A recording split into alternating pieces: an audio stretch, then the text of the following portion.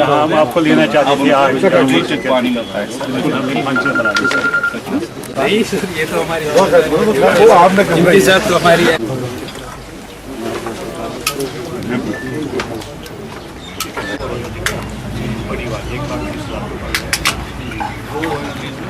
आज मेरा जो दौरा आज से पहले जब हमारे जहाँ सेक्टर खुले और आने वाला रमजान का महीना है उसके लिए पहले मैंने ऑफिस में ही अपने जितने डिपार्टमेंट के चीफ इंजीनियर एससी और सबको बुला कर मीटिंग की कि हमारे इस रमजान के महीने में किसी को पानी की दिक्कत ना आए उसके लिए सब मीटिंग कॉल की। और उसके बाद आज मैंने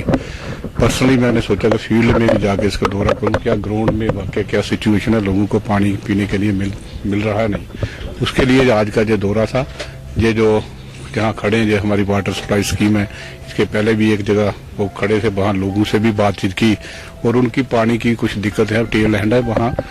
दिक्कत थी। उसके लिए भी हमने एक स्कीम जो चनार कॉलोनी कोसा वह स्कीम इमीडिएटली वहाँ से काम स्टार्ट करने के लिए मैंने अपने एक्शन और डिपार्टमेंट को बोल दिया और हम उनका टाइम बोर्ड भी हमने कहा कि 4 महीने में वो कंप्लीट हो जाए ताकि ये जो टेल एंड में लोगों को पानी की दिक्कत है वो पूरी हो जाए।